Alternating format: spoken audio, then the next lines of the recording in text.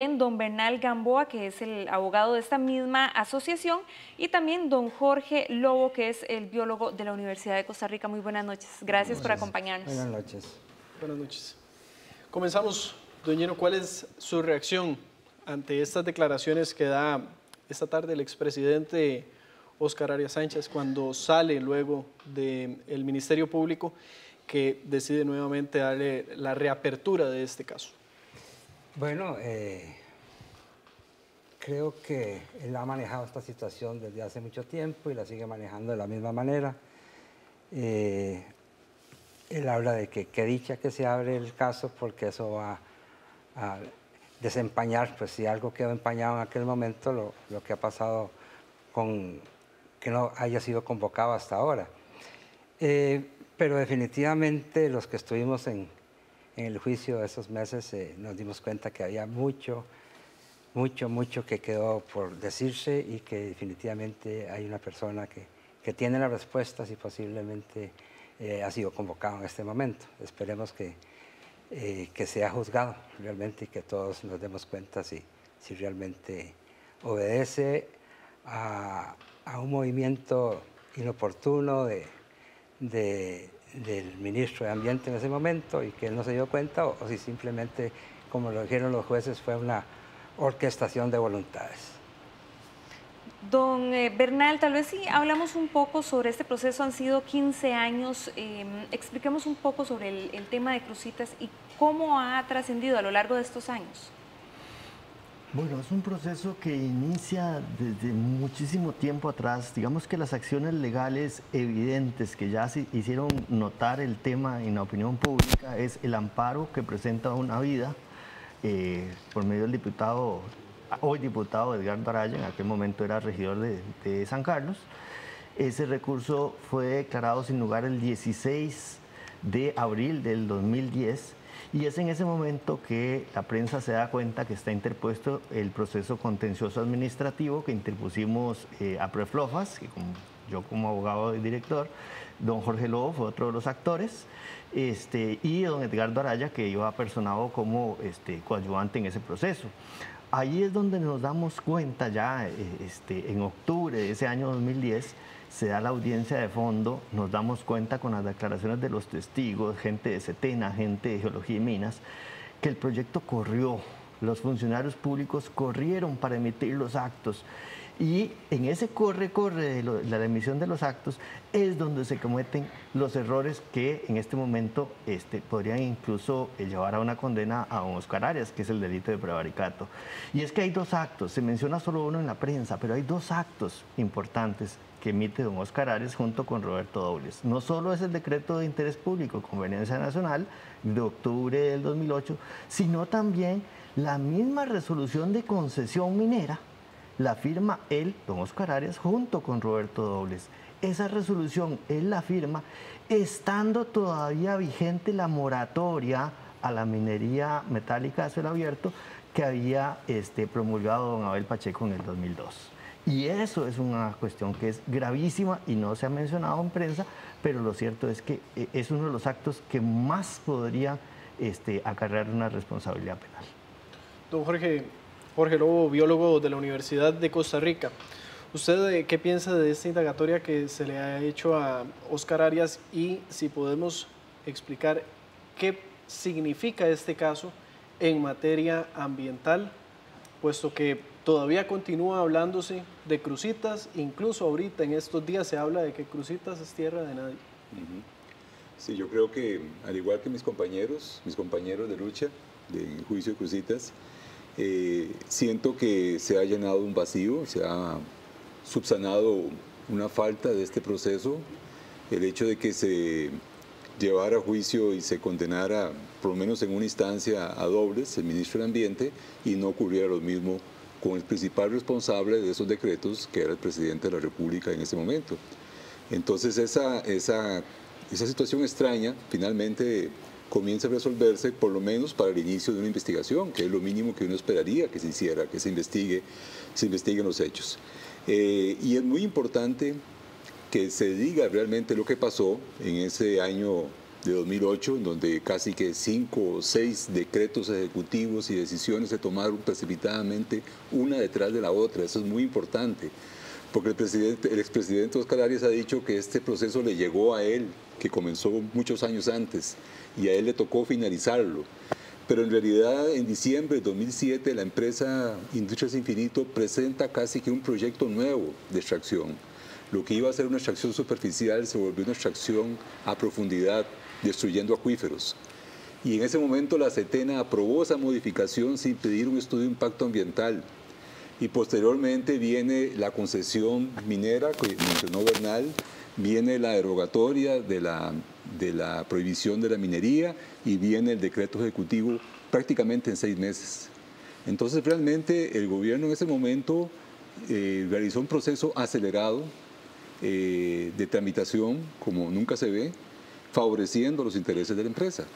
Y por eso que esto terminó en un juicio que finalmente el Tribunal Contencioso Administrativo mostró las ilegalidades que ocurrieron. Y es muy importante para el ambiente del país que esas ilegalidades y esos hechos queden bien esclarecidos para que no se repitan. Porque pueden estar repitiéndose ahora, inclusive en otros proyectos de gran envergadura, y eso nos preocupa, que no se aprendan las lecciones del proyecto minero Cruzitas. Don Jorge, para ampliar lo que le consultaba sobre qué significa ambientalmente, sí, lo que ha significado y lo que se mencionó en esos momentos e incluso que aún se recuerda los daños. Para ponerlo en la manera más clara es el hecho de que se pueda cortar bosque declarando de conveniencia nacional cuando realmente es un proyecto privado, industrial, que va a favorecer a una empresa. Y sin embargo el gobierno toma la decisión de que eso es de conveniencia nacional e interés público y eso condena a la destrucción de prácticamente 250 hectáreas, que era el tamaño del proyecto en este momento. Eso es gravísimo y es un precedente que no queremos que se repita. Sí, tal vez ahí yo quisiera ampliar que esas 250 hectáreas, imagínense que solo la laguna de Relaves, que era donde se iban a depositar los lodos tóxicos de todo el proyecto, era de 140 hectáreas, es decir, 1,5 veces la sabana. Es decir, el proyecto era enorme. Y la afectación, como iban a dejar eso, que era una cantera abierta con un lago artificial que era donde se rompía el acuífero. Y además, esa laguna de Relaves, con el riesgo de que si se rompía iban a dar las aguas, esos lodos tóxicos hacia el río San Juan, era algo gravísimo ambientalmente hablando. O sea, la afectación que hoy está ocurriendo con los coligalleros es muy grave, es ilegal y hay que detenerla. Pero jamás se compara con esa afectación, pero inmensa que se iba a dar con ese proyecto. Es que 250 hectáreas se dice muy fácil, pero póngalo usted a caminarlas y no es nada sencillo, ¿verdad? Es un área muy, muy, muy grande.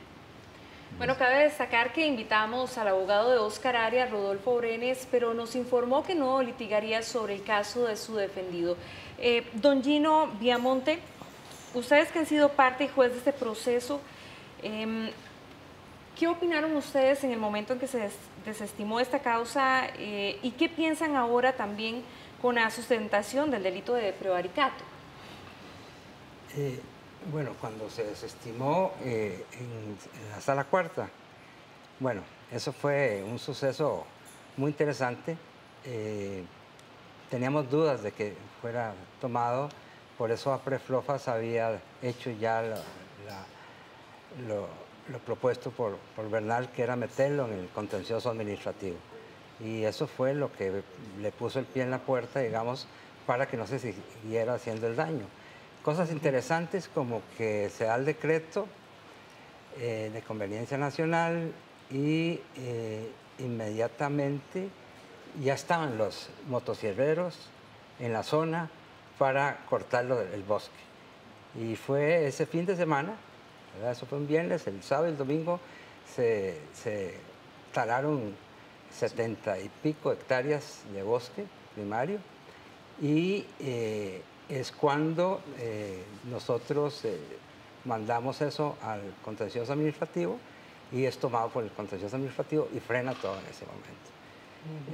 Es muy interesante porque ya don Óscar Arias tenía listo un discurso y ciertas cosas más ahí para celebrar lo que iba a decir la sala cuarta y de un momento a otro, cuando ve que el contencioso administrativo frena todo el proceso, anuncia que no va a referirse al asunto, aunque antes había dicho que había que respetar lo que la Sala Cuarta dijera, posiblemente muy seguro que iba a ser a favor de seguir con la minería. ¿Dónde consideran ustedes que ha estado el principal problema en esta situación que tras 15 años, han pasado 15 años y se vuelve a retomar el caso, no se llega a un punto final? ¿Dónde creen ustedes que ha estado la raíz de ese asunto? Ok, vamos a ver, definitivamente cuando nosotros tomamos el asunto en el contencioso administrativo, en aquel momento, y yo espero que todavía, pero lo puedo decir con confianza, que en aquel momento el tribunal era totalmente imparcial. No había en ese momento tentáculos políticos metidos en el tribunal. En cambio, en materia penal, la investigación empieza en el 2008. Sin embargo, acordémonos que el fiscal general, don Jorge Chavarría, fue ministro de don Óscar Arias. Y claro, es evidente, o sea, don Jorge, diría yo que le estaba cuidando las espaldas, puesto que eleva el juicio contra don Roberto Dobles, y aunque exactamente los mismos actos los firmó don Óscar Arias, no los subieron a juicio. Evidentemente ahí le cubrió las espaldas.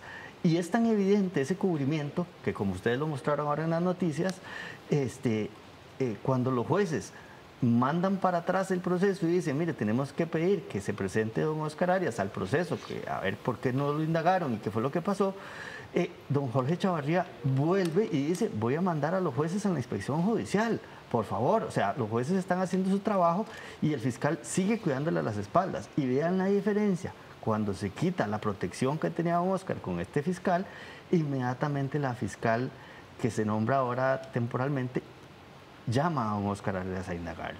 Eso muestra una gran diferencia y aquí hay algo muy grave.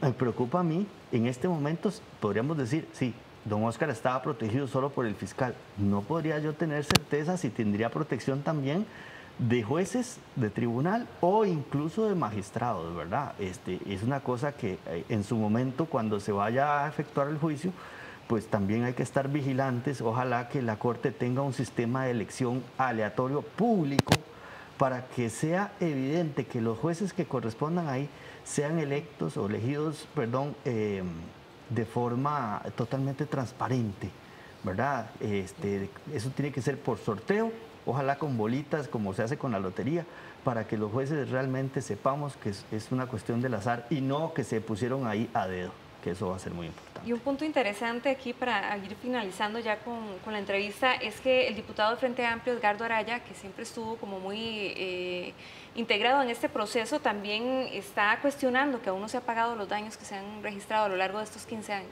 Sí. Tal vez nada más, ¿verdad? Ahí se podría pensar que, bueno, a final de cuentas, se paró un proyecto de varios miles de millones de dólares.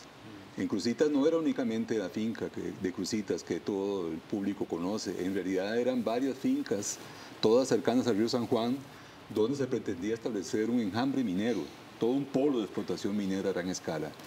Les dolió mucho lo que pasó con el Tribunal Contencioso Administrativo y ha sido muy difícil conseguir el pago de los daños ambientales como pidió o como lo exigió el Tribunal Contencioso Administrativo, porque han hecho todo lo posible por atrasar el proceso, el segundo proceso en donde se efectiva ese pago de los daños, y hasta ahora no ha sido posible terminar eso porque hay influencias poderosas y también influencias que traspasaron inclusive al Poder Ejecutivo posiblemente o a otras instancias hasta judiciales. No hay que olvidar que tenemos también un juicio internacional en contra de Costa Rica por este caso, que se abre debido a los mecanismos de libre comercio que el país tiene y en donde la empresa está acusando al país de haberle quitado una inversión. Muchas gracias. Y gracias a los invitados por su tiempo. Hacemos una nueva pausa, enseguida regresamos con más.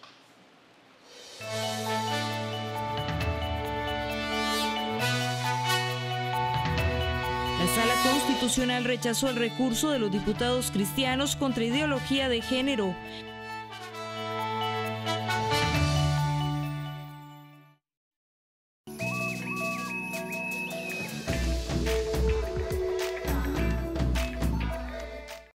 el sur necesita de su apoyo.